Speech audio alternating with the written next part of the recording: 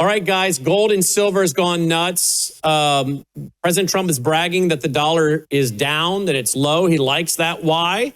I guess it has to do with exports. I'll explain all this with our friend Michael Weiner. Michael and I have been working together about 18 years now. All right, Michael, let's try to keep it very simple for everybody. We don't want to go over everybody's head. We're going to try to keep it basic economics 101. But my wife asked me, Brandon, why is President Trump interested in the dollar being low? He was out there the other day bragging in a restaurant in Iowa that he likes where the dollar is at. And I was trying to explain to him. I said, well, let's go into deeper conversation with that with Michael Weiner. And that's what we're going to do now. Here's the video. Watch what President Trump had to say at this restaurant. Well, Mr. President, with the current value of the dollar, do you think it's declined too much? No, I think it's great. I mean, the value of the dollar, look at the business we're doing. No, dollar's doing great. All right, the dollar's going down. It's really gone down the last couple of weeks and this week. It's really going down. It's lost a percentage of its purchasing power in the last year. You can tell me if you've tracked how much purchasing power has the dollar lost in the last 12 months. But why is he happy the dollar is going down? It has something to do with encouraging manufacturing and thus exports out of the country, correct? Correct. Cost of doing business in the United States becomes a lot more favorable, which ultimately favors the country. Plus, it also plays into the fact of the big picture, which is why the dollar is going down. And we warned about it a year ago. We warned about it in July after the law was passed. We warned about it because we said we're going to be going through a financial metamorphosis. What does a metamorphosis mean? A change, period. And what we're going through right now is the beginnings of it. Part of the bill that passed, the great big beautiful bill, was the Genius Act. And in the Genius Act was the formations in the beginning of digital currency, which started and starts this year. So our financial system is going to go through a change. Okay, but I want to stop you, though, because we didn't get really to the answer here. Why is it that they want the dollar to go down? Is it so that other countries can come in here with their dollars, turn their money into U.S. currency, and thus their strong currency buys more dollars and more than they use that to buy? In other words, if their currency is stronger and buys more dollars, they get more goods when they bring their currency over and buy goods with American dollars, trade them for American dollars, because their currency buys more dollars, right? Exactly. Okay, correct. now, and that's why he's loving that. Correct. Okay, so that encourages them to come here and buy, which encourages manufacturing, which helps to create jobs. Now, correct. Is that benefit that maintains jobs and manufacturing? At what point is that offset, though? Because the decreasing value of the dollar, the debasement of the dollar, now it takes more dollars in America to buy your bread, to buy your goods and services. How is that not offset? How is the hidden tax of inflation not offsetting any gains we would have in manufacturing? Trump believes that the economy is going to do so well that the people will make more money off this, so subsequently it'll offset whatever their losses are on their currencies. But do you believe that? Not totally at all. You don't believe that at all? I'm telling people right now, we've been saying it, that ultimately I know that the financial geniuses out there are telling people that everything's going to be wonderful, but I would be very, very cautious. And I would also be cautious to the fact of banking, because the digital world will also affect the banks, and this dollar situation will cause the banks to do some very creative things. And we already all know that the banks are not our friends. So it's gonna, unfortunately, it's just like the best analogy I can give you of why Trump thinks it's going to be great is he probably thought loading up troops into Minneapolis was a great idea. Now he's got a disaster going on. And the reality is the problem, and look, I don't want the Democrats to win in November at all, because that's going to be the nail in the coffin on us. But if they don't clean their act up here and stop pulling off these constant mistakes, we're going to be stuck with a bunch of communist socialists running this nation. And it's not going to be something pleasant. And that's why you've got to, take the time to protect yourself, because I don't believe what the overall strategy here is a good one. Okay, now let's stop right there. I want to stop right there again. Stay on track here. Trump was at one time, I think, bragged that he was the king of debt, right? So I'm not a fan of debt. The Bible says that the borrower is slave to the lender. I'm not a fan of debt. Now, there is another group of people that they love debt. They take all the debt they can get, and then they turn around and they write off their debt, and they can push their taxes down, and then they can use their money to go buy more assets. And I don't play in that world, okay?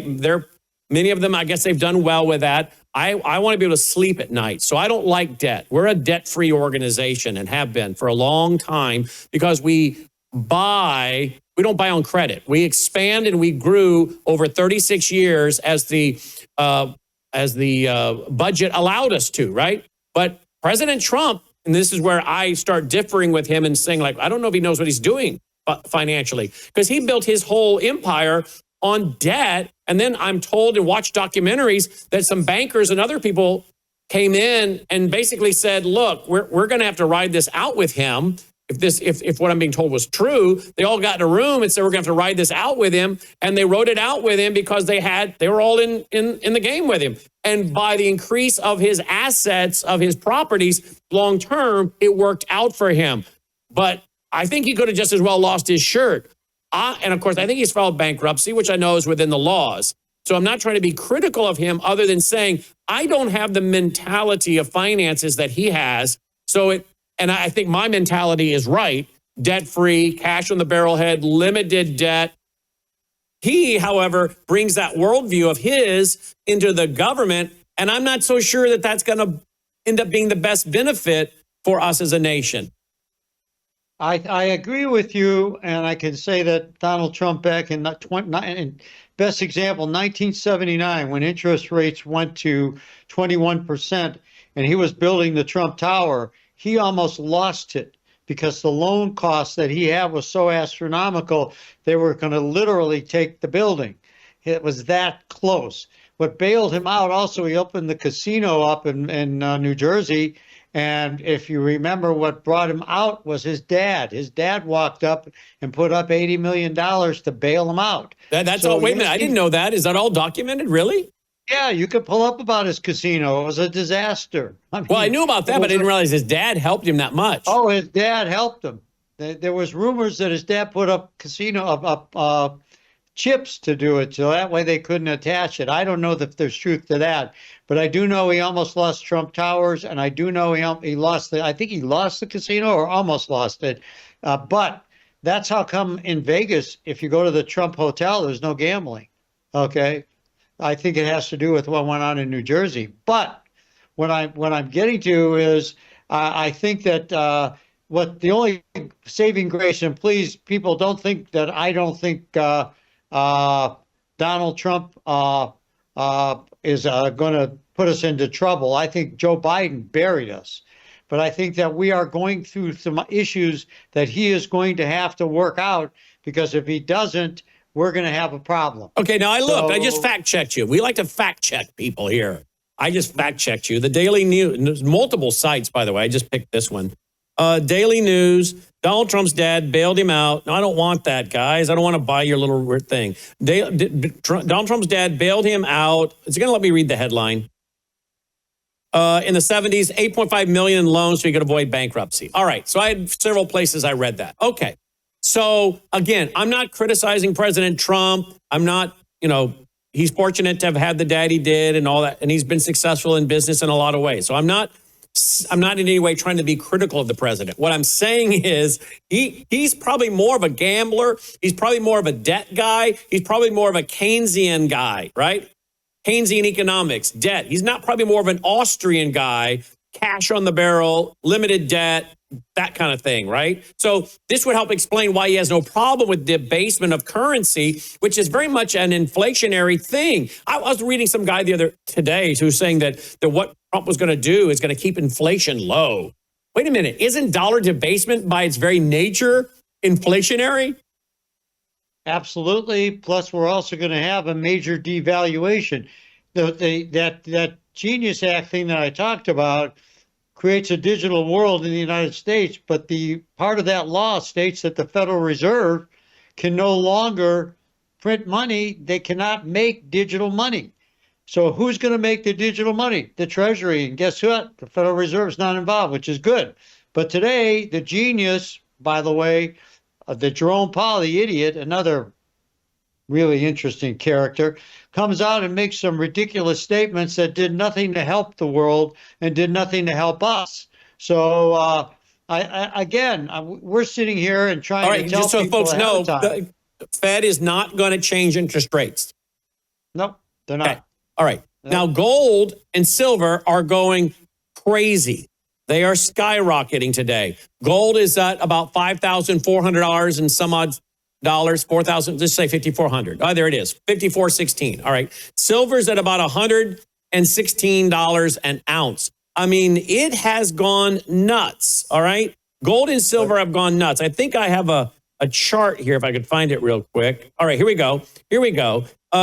This newsletter is talking about gold futures extend gains to over $1,000 an ounce on the month. Now on track for the biggest monthly dollar gain in history. All right. So clearly, people are running into gold and silver because they fear the destruction of the dollar. They're losing purchasing power. And they're like, we might as well buy now while our dollars buy more, because it's not gold going down. Going up. It's the dollar going down, right? That's true. And also the fact that right now, understand, I said 5,200 by March 1st. We didn't put into effect some of the changes that are happening right now that are pretty stupid, especially Trump's comment regarding the dollar going down is good. That is what fueled the last couple $100 here. My projection now goes to 6,000 a year end. Some people can say it'd be 6,000 next week. Who knows? Right now, I can say that when I said it a week ago, Brandon, on the show, that gold, stop just saying silver, silver, silver. Gold is cheap. And it was $5,100. That's $300 ago, a week ago. How wrong was I? And I'm saying that to everybody right now. I told you I was told gold was cheap when it was $42.50, $42.50 in the ancient days, in the 70s. And I'm telling you now that you look a year from now, at this point of time after the first of the year, 6,200 or more gold. But the biggest thing that people have to understand is what is going to happen to everything else. What is going to happen to your portfolios? How do you protect yourself? You offset it by physically controlling gold. Even some of the geniuses on television right now that are rambling about buying gold and have some people turn around and tell them to buy ETFs, which is nothing more than buying paper with paper. You're accomplishing nothing. Yeah, but let me go to a clip. I got a lot of clips, man. This is going to be a great segment. Here's Ray Dalio. Listen to what Ray has come out and said about this dollar debasement. Then I have a clip by Warren Buffett. Whoa, that's hot. Let's start that again. Here we go. There is the loss of confidence in the reserve currency, which drives people to see alternative storeholds of wealth. So, for example, that's a key, which causes people to seek alternative storehouses of wealth. Okay, here we go.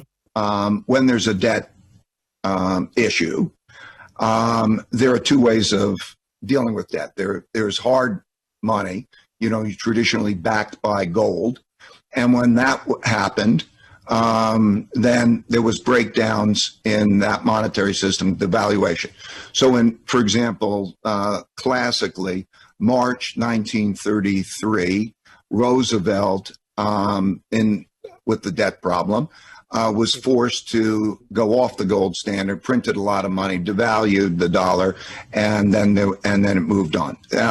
In 1971, we had the same. Nixon did the same thing, went off the gold standard, and devalued and so on.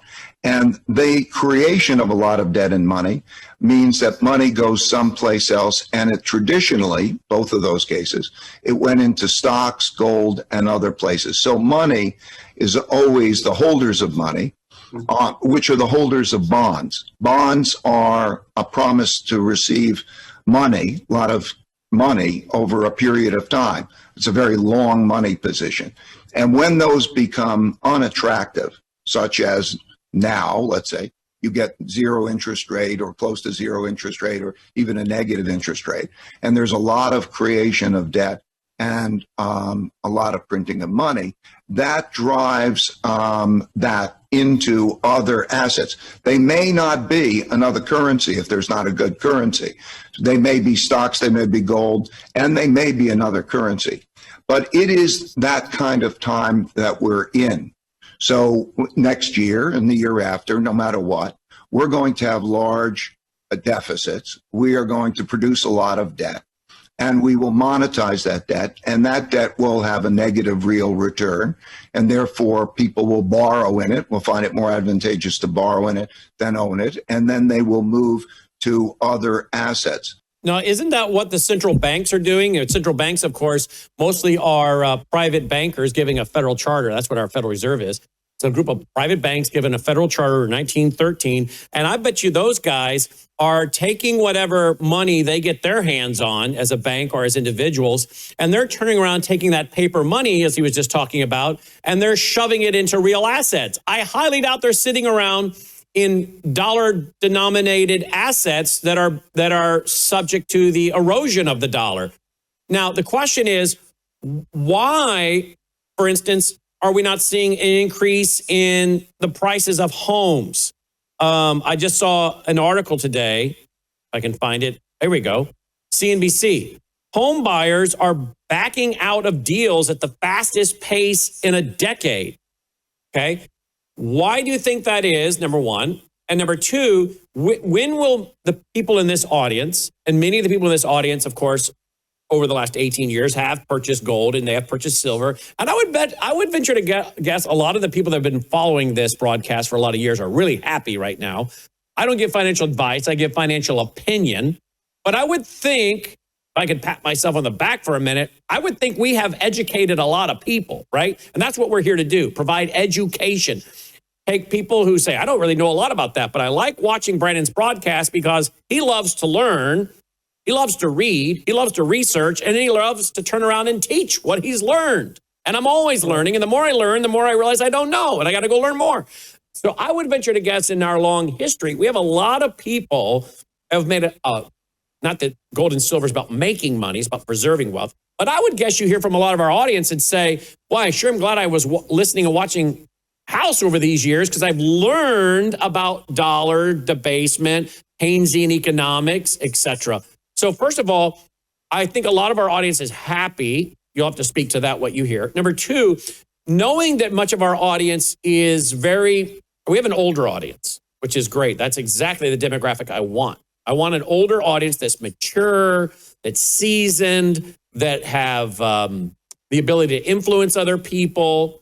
You're going to have an audience of 20-year-olds, and I'm happy for the 20-year-olds to learn, but they still have a lot of growing up to do. And they really don't have a lot of influence. Whereas an older audience, they have influence with a lot of people because they have, made a lot of friends in their lifetime, and they're generally educated people. And educated people tend to be affluent people, tend to be people who have influence in their community. So they're a great group of people to influence if you want to take and disciple them in some level and have them turn around and then influence and disciple others. And knowing the demographic about my audience, a lot of them own a house. And a lot of them have their house paid for. And some of them own rental properties and townhomes or houses. So I'm going to ask for my audience tonight, when are they going to see some of their hard assets like their land, their rental properties, their own primary home? When are these hard assets going to be impacted? Gold and silver are going straight up. I don't see the prices of homes doing that yet. Why? Well, first of all, you asked with the cheaper dollar, you're also going to have cheaper values and cheaper cost to build, et cetera. And at the end of the day, I can tell you that what's the biggest factor why these people are backing out of deals is a very simple reason, and that's because of fear. They're afraid of their ability to be able to meet their obligation, and that's a simple truth. And as far as it goes with Mr. Dalio, he can call me up and I'll re-educate him a little bit, because they didn't go off the gold standard in 1933. They changed the currency in 1983 from gold certificates to silver. Gold standard was still existing until 1971. So give me a call, Ray. I'll help you out. At the end of the day, on gold and our clients being happy here right now, 90%, 99% of the people are very happy, but the biggest thing they're happy about is the security that they have. They own something they control in the midst of all this craziness. And the question should be said, do I have enough? Am I adequately protected? And the other thing is, actually, Brandon, we were a little bit late today because I had people here from Worldview Weekend, and they literally had to sell some of their gold to deal with an obligation, and I gave them a check for six-figure money. And let me tell you what they said. They couldn't believe how simple the numismatics work, because the other bank they went over to get their money out of, I think they took 11 grand. They took their social security number, and with us, all I asked for is, who do we make the check out to? Because the numismatics offer you the privacy and security of ownership. By the way, just to make sure our audience understands, numismatic is 1933 and older. They're considered collectibles, so there's no reporting, so you have privacy. And you also are making money potentially on not only the spot price, but the rarity of the coin's antique price, so you can make and see an increase in your portfolio twice: the spot price if the gold's going up, and the numismatic antique value if the rarity is increasing and more people are wanting $20 liberties or $10 liberties numismatic, and there's not as many, and so the price on those goes up from that standpoint. Just so everybody knows, because we're always adding new people. So they came in and you wrote them a check for six figures, and all they had to do was just say, who do you want the check to? Because you're not responsible to file their taxes, they are. Correct. And we have no reporting, and their life is private. And people can, and the other two things we should be worried about right now. One of the major things for all of you out there to worry about is when the government starts looking for money for us, because strangely enough, rather than deal with their own inadequacies, when there's a problem, they look to tax us or take money from us. What's the biggest low-hanging fruit that the American people have? What is your lowest hanging asset that they can readily take control of, and you realistically can't stop them? It's not your bank account, it's your IRA and retirement plan. They can grab that up in a millisecond. They can freeze your ability to move it. They can freeze your ability to sell it. They can freeze your liquidity in it. They can't do that in a gold IRA, ladies and gentlemen. They can't do it because, very simply put, Ronald was created by Reagan back in the 80s to protect people from exactly what's going on right now. Okay? Exactly what's going on right now. And I guess my comment is that with that said, and with what's going on right now, you better take a hard look at the value of a gold IRA and the value of paper. Literally, because Reagan was white. He was a financial Nostradamus on this. And for people to think it's going to slow down and get better, it's not. Gold's not going to slow down. I think maybe you're not going to have maybe the big jumps that you're having right now, but it'll progressively move forward to 6,000 by year end.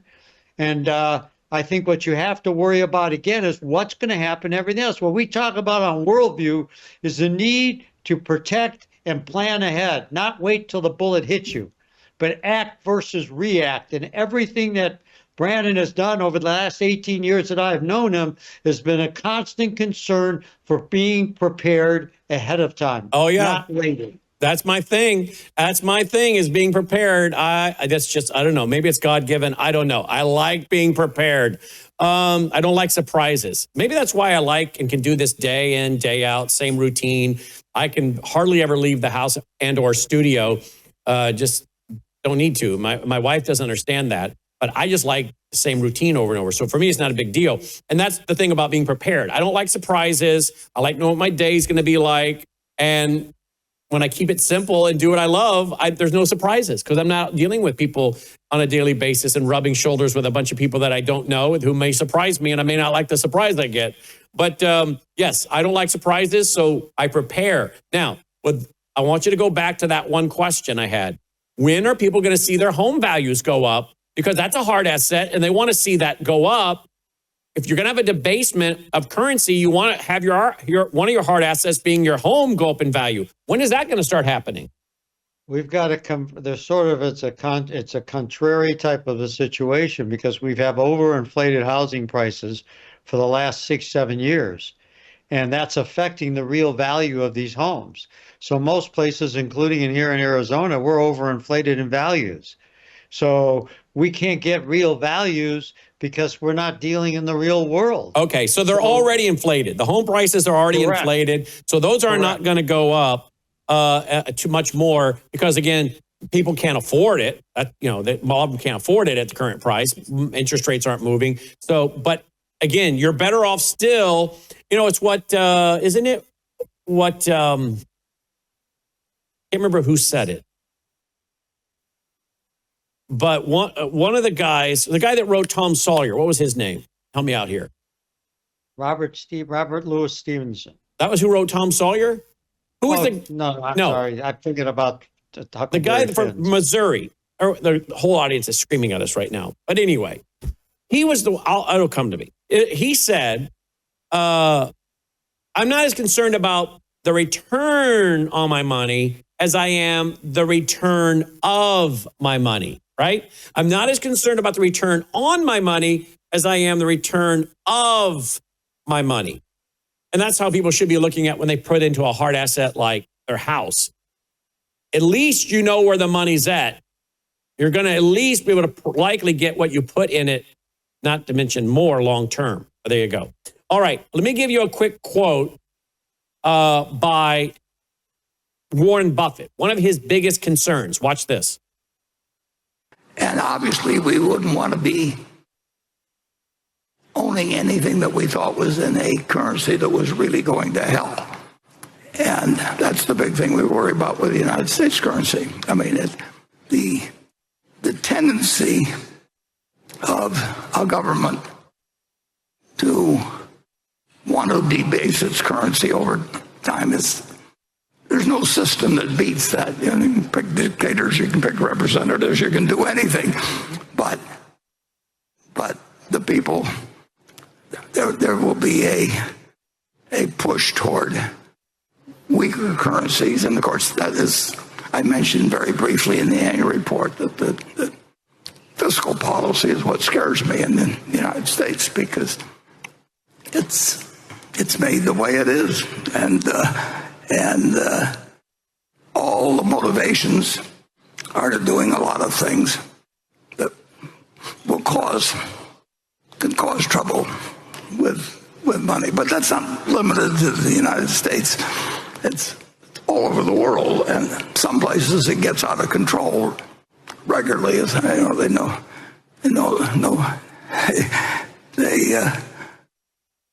they devalue at rates that are breathtaking, and that's continued. I mean, people can study economics and you can have all kinds of arrangements, but in the end, if you've got people that control the currency, you can issue paper money, and you will, or you can engage in clipping currencies like they used to do centuries ago, or there will always be people. It's the nature of their job. I'm not singling them out as particularly evil or anything like that. But the natural course of government is to make the currency worth less. The natural tendency of government is to make the currency worth less. That way they could spend more. Yeah. They can expand the size of government, implement socialism. Spend more. That's exactly why I think Trump likes it, because he wants to spend more in a lot of different ways. He's got to redo the grid. He's got to redo all these data centers. He's going in and spending money. There's just a lot of things going on right now that are disarming. I don't disagree. I know some of the Republicans are going after Kristi Noem. In all due respect, I think that she ran in like a paratrooper, and she should have gone in a lot gentler. But at the end of the day, we're paying the cost for that right now. My concern right now is lack of people paying attention to what's going on with their money. And I got a call from a gal today that a year ago, Brandon, watched the show that you and I had done regarding financial planners and whose money it is. And she said to us, she wanted me to tell you thank you, because a year ago, you and I were on, and I said, you need to realize that you're the one that wins and loses, not your brokers. It's your money. I don't make money. Your broker doesn't make money, doesn't lose money. You do. When you have to protect your family, don't worry about the person who's managing your account. Worry about yourself. And that lady took action, even though the broker insisted. Owning gold is ridiculous. We had a show about that, Brandon. They were all saying owning gold is ridiculous, terrible owning gold. Why was the country formed under the gold standard if it's so stupid? I mean, you don't even have to be educated in college to understand that. You can understand that simply. Our money was backed by gold for 200 years without issue. How stupid were people from the 1780s? They weren't. But these people warned this lady not to do it, and she did it. And had she not done it, she would have not only made the return that she made, but not only was able to secure what she wanted within her estate comfortably. Now, let me go. The same thing exists today. The same thing for people today who are reviewing their accounts right now. You got a chance to do something. Remember, it's your money. All right. Let me go to a clip by Peter Schiff. Watch this from Fox Business. And the world is now pulling the rug out from under the U.S. The dollar is going to collapse. The dollar is going to be replaced by gold. Central banks are buying gold to back up their currencies. True. They're getting rid of dollars. They're getting rid of treasuries. We are headed for an economic crisis, again, that will make the 2008 financial crisis look like a Sunday school picnic. The biggest difference between the crisis that we're about to have and the one we had back then is this one is all in America. It's not going to be exported to the rest of the world. It's not a global financial crisis. It's an American financial crisis. All right, by the way, do a slide, half Peter, half me on that screen there, Logan. I guess Peter and I got the same memo today to wear yellow ties. So I guess we both got that memo today. So there you go. I think yours is a nicer tie. Well, thank you. So there you go. All right. One more clip here. I think one more. Let's see here. Okay, it's not a clip. Maybe you could explain this. Here we go. This guy says the impossible. See if you agree with this. This guy says the impossible just happened. The probability of what is happening is near zero. 3 Six Sigma events occurred in 1 week. Bonds, silver, gold. We're currently living through a statistical impossibility. Let me explain. Last Tuesday, Japanese 30-year debt recorded what's called a 6 Sigma session. 2 days ago, silver did even better. It was 5 Sigma on the rally, then reached 6 Sigma on the drop in a singular session. Gold right now is up 23% in less than a month. We're getting very close to a 6 Sigma event. That's 3 Sigma events in 1 week. To explain quickly, in finance, we measure price moves around an average using the standard deviation, which we call sigma. Okay? 1 Sigma, mundane. 2 Sigma, common. 3 Sigma becomes rare. 4 Sigma, exceptional. 5 Sigma, extremely rare. 6 Sigma, supposed to occur once in 500 million. Here are the 6 Sigma type episodes we saw previously. The October 87 crash, 22% drop in one session. March 2020 COVID crash. The Swiss francs surge in 2015.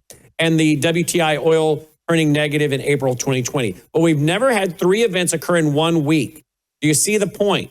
A 6 Sigma event is almost never triggered by a simple macro headline. It almost always comes from the market structure, leverage, positions that are too concentrated, margin calls, collateral problems, and forced selling or buying. That's important to understand because we're talking about internal strains in the system's mechanics. As you know, the Japanese bond market sits at the heart of the global financial system, and I won't go back over the whole topic, but a 6 Sigma move is a market that enormous doesn't go unnoticed. Seeing a 6 sigma move in silver a few days later gives one a lot to think about. And now gold, that's absolutely insane. Why are we seeing extreme statistical events only days apart in such different markets? When a pillar of global funding becomes unstable, leverage tends to contract. And two things happen at the same time: forced selling in certain assets and forced buying of protection in others. Historically, precious metals are often among the beneficiaries. Long-term rates say something about the credibility of states. That is, their ability to honor future debts without resorting massively to inflation. Precious metals say something about the credibility of the currency itself. And with both become unstable at the same time, we're looking at a challenge to the monetary framework. Pretty long thing here, but do you agree with this, what he's saying? Yeah. I think that the infrastructure that we have built is a house of cards. And that's why, you know, it's so frustrating when we said at the beginning of the year, I listened at the beginning of the year, and everything's wonderful. It's all wonderful. Everything's great. Wonderful. Well, you know, President Trump just tweeted that today, that the stock market's at historic highs. America's back. Well, they all got to make a living. The stock market's not controlled by individual outcry that kept it honest. It's controlled by computers. So it's sort of like pick a number, and we'll make it happen today. And it seems like every time there's any type of real financial change, they seem to recover. And in 2008, they got caught up in all their lies and couldn't do it. And the problem is that right now, there's so much, the old story of the little boy putting his finger in the dike to stop the water. Well, they've got their fingers, their toes, and their nose. There's nothing left right now. If that water keeps pushing up against it, something's going to break. You can't continue to exist this way. So how long do you think before we have a dollar collapse, as Peter Schiff was just talking? Well, I don't think, first of all, I don't agree with Peter's overreacting in some respect. I think the dollar has been collapsing since they went off the gold standard in 1971, Ray. And at the end of the day, I think that it's been a gradual metamorphosis. I think right now, that's why Trump will turn around as the dollar collapses and says, we need to bring in the digital currencies. And when so you believe this is all orchestrated? I think it is. I think it'll be part of the digital currencies. They will debase and devalue the dollar at that time. And they'll say to you, you had 100 grand in the bank, you now have 80, and that 20,000 will be absorbed. And if the Democrats get into office or take control. So that's a bailout then. So if you have 100 grand in the bank, you now only have 80, and we're switching that 80 to digital. Correct. And then you could also have a situation happen where, again, which, by the way, I'm sorry to interrupt, but it just comes to my mind before I forget. That means that 20,000 they took, when you add that with all of their deposits, that's what helps to make the banksters more whole, right? Oh, yes. Oh, yeah. And the banks. So instead of the feds bailing them out, we bail them out with a haircut on our deposits. So then take your 100,000 in the bank becomes 80, 20 goes to the bankers and then the 80 will go into digits. That's what they did in 33. And I mean, realistically, that will lead to Trump's control of the dollar, because the dollar will be the digital dollar or they'll be called the staple dollar, whatever they want to call it. But that dollar will no longer, you don't need a wallet. It's coming. If somebody told you in the midst of going to Blockbuster Video on a Saturday night and getting in line with the other 600 people to grab some movie that just came out, that, hey, guess what? 3 years from now, Blockbuster is going to go broke, you would have told them they're nuts. Guess what? Is there any Blockbuster anymore? Only one. No. Only one. Really? There is one? Where is it? I read an article a year ago. There's one. There's one, and they're deliberately keeping that one open. Now, maybe they've closed since I read the article, but they had one because people like the nostalgia of it. I'm like, all right, whatever. All right, let's go to one clip because your buddy Jerome Powell has just asked about gold. Then we got to go. Here we go. Significant price increases we've seen for precious metals. Don't take much message macroeconomically. The argument can be made that we're losing credibility or something. It's simply not the case. If you look at where inflation expectations are, our credibility is right where it needs to be. So we look at those things. We don't get spun up over particular asset price changes, although we do monitor them, of course. Don't pay attention to it while central banks are buying up gold in the last few years at the highest rate they've ever done.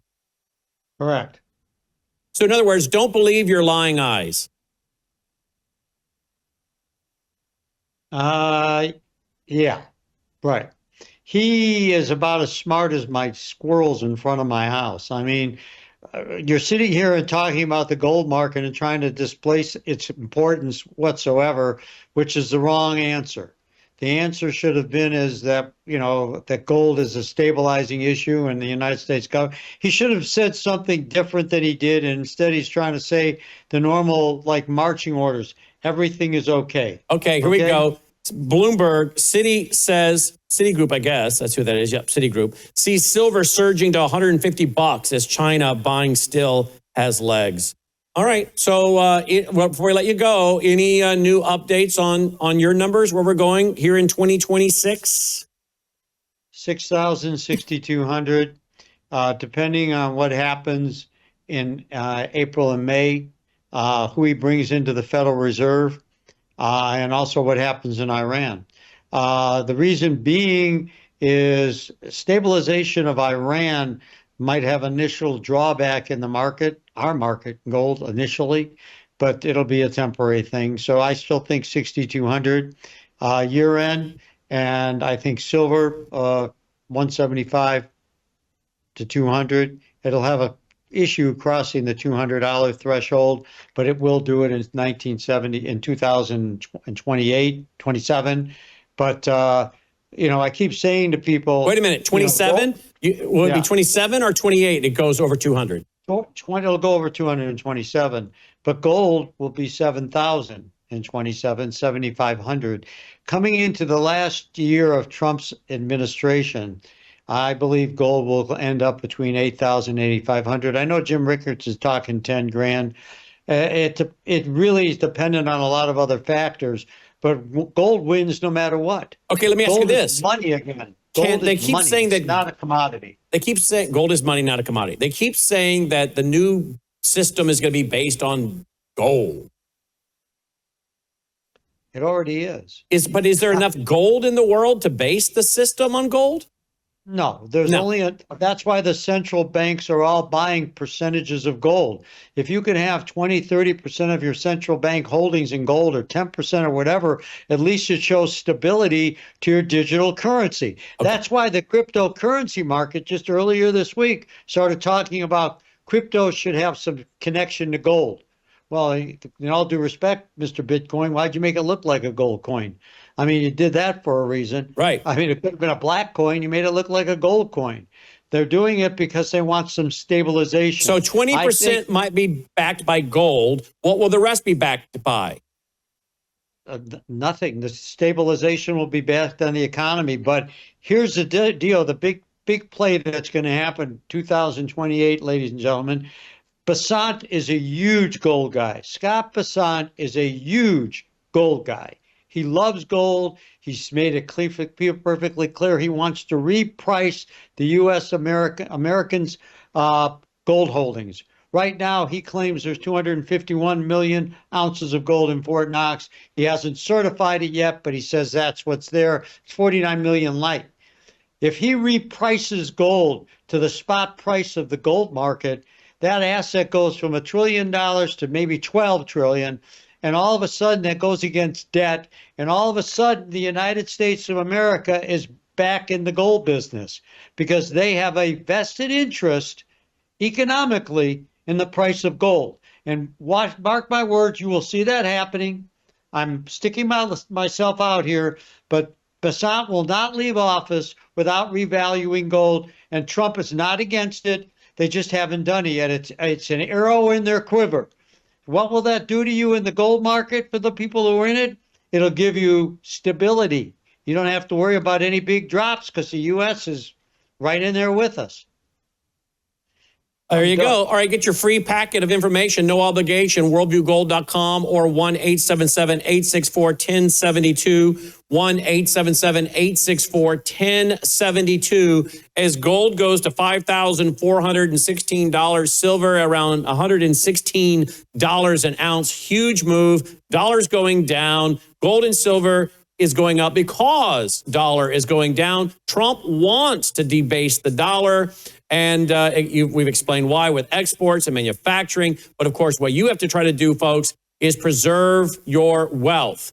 I mean, if someone had told you 20 years ago, 30 years ago, that the average SUV in America would cost over $100,000 brand new, if someone had told you that 30 years ago, my wife and I paid $120,000 for our first townhome in 1996. 1996, $120,000 for our first one-level townhome. And if someone had said, oh, by the way, in 2026, that's 30 years exactly, right? 1996 to 2026. And 30 years, if you want to go buy a brand new SUV, you'll be paying over 100 grand. I would have said, you're nuts. You're crazy.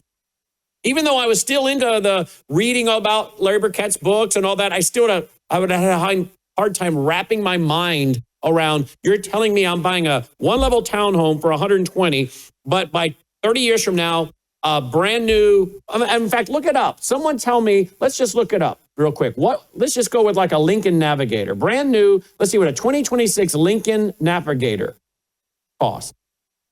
Just for giggles. All right, let me just look it up. Logan, you seeing it? Let's see. Are you looking, Michael, or am I the only one looking? All right, I got the price. Right now, according to this website, Lincoln Navigator is priced between $82,000 of 2026, $82,000 and $125,000. Okay, so if you want the black label trim, and all the bells and whistles, you're at $125,000. So boom, that's a pretty good analogy off the top of my head, to be honest. A townhome 30 years ago, one level, 120. 30 years from then, now if you want an SUV, Lincoln Navigator, the top end, you're $125,000. I would have had a hard time wrapping my mind around that. Yet that's where we're at. That's dollar debasement. Closing comment? Only closing comment I can make, it's time to take action. If you need to contact us, we are getting back to everybody, all of our people. We're trying to make sure we can help the people who are trying to further protect themselves as best as possible, as quickly as possible. We have a huge inventory, and we are able to supply whatever's necessary. So you're not selling something you don't have. Yeah, we only sell everything we have, we ship out of here. There's not one client from Worldview or anywhere else that doesn't see a shipping label from Swiss America's building here in Phoenix, Arizona. So you're not going to buy it and then wait 6 months to get it, 3 months to get it? Absolutely not. You guys don't play that game. Immediately. You don't play that game. That's drop shipping. That's called drop shipping. We don't do it. Everything we sell is inspected and weighed under camera before it leaves this place. But the big thing is for all of you is to act. Get in touch with us. If you have IRAs, pay attention to that, because that is the low-hanging fruit. Make sure you pay attention to that, because before you can't. And in other words, they're going to put in capital controls and you won't be able to move your money around out of your IRA, right? They already started with 401ks. You used to be able to move a 401k as many times as you want during any given year. Now you can only move it once. What comes before one? None. Okay, simple math. Okay, I don't give financial advice or financial opinion. Do your own due diligence. I think that starts by going to worldviewgold.com or 1-877-864-1072, 1-877-864-1072. I spent some time today putting together articles and all of these clips, and I told you this was going to be a bang-up segment tonight, and I think we delivered. I really do. I think we're here to help, and I think people should appreciate every day and the comments I get of the people who really appreciate the fact of us just giving them the facts and telling them the truth and helping them to plan, not just to tell them to buy and make money. Try to plan and protect, and I think that's so important. And we take pleasure here with my team here at Swiss America, Chris and myself, and Dean. We take pleasure in the fact of our people thanking us not just for making money, but helping to secure their estate. Absolutely. Literally. Worldviewgold.com, Michael Weiner, 877-864-1072. Thank you, Michael. Have a good night. You too, my friends. Dolly. And let me say to you, my friends, if you appreciate, some of you have been watching us for so many years that we have been trying to bring education And some of you have done very, very well, as Michael's told me. He said some of these guys that listen to you and gals, they have done very well after learning some of these things and following some of the opinion, because I don't give financial advice that you've given. Let me remind you, we're brought to you by you. So if you have done well by watching and getting educated from our program, whether economically or spiritually, don't forget about us when it comes to your estate planning. Would you please remember us in your estate planning? Talk to your attorney that does your estate planning. And we've got now over a dozen families that we know of that have put us in their estate planning. So when the Lord calls them home and their estate is settled, they have put our foundation in there to help us keep going. And some of you have done really well, maybe in part because you've watched our broadcast. So that'd be a great way to push on some of that estate planning to the foundation, so the foundation can go on and help other people, not only, of course, financially, but most spiritually. So if you appreciate what we're doing, think about our foundation as a way to give. If you want to reach out to Melissa at that number, 901-825-0652, she'll give you our official mailing address, our EIN number as a foundation, so you can give that to your attorney, estate planner, and remembering our foundation in your estate plans. And that can be everything from land to houses to stocks or bonds or whatever it is. Feel free to remember us in your estate planning. We also have some folks that donate stock. And so we have I don't personally get involved in stocks. I don't like stocks personally, but some of you do, and you've done very well in the stock market. And some of you have donated and donate regularly to our foundation once a year with stock. So you can do that same thing as well. Just contact Melissa by text or phone. She'll provide you with everything you need related to the account that allows you to set up by the foundation, that allows you to make a contribution to the foundation of even stock. So 901-825-0652, 901-825-0652. All right, guys, that's our broadcast for tonight. Remember to go to worldviewtube.com/sponsors. Roll the music, guys. Let's call it a night. Get your water filters. Don't be eating candy that has arsenic in it, and don't be drinking water that has arsenic or pesticides or somebody's pharmaceuticals. Go ahead and get your worldviewwater.net filter. I have one for the sink. It's the water I drink. We make our coffee with, the water Dolly drinks. I have one on my shower. Worldviewwater.net. Check out all our sponsors there at worldviewtube.com/sponsors. Get great products. With each purchase, you're helping support us and keep us on the air. May God save America. Take care.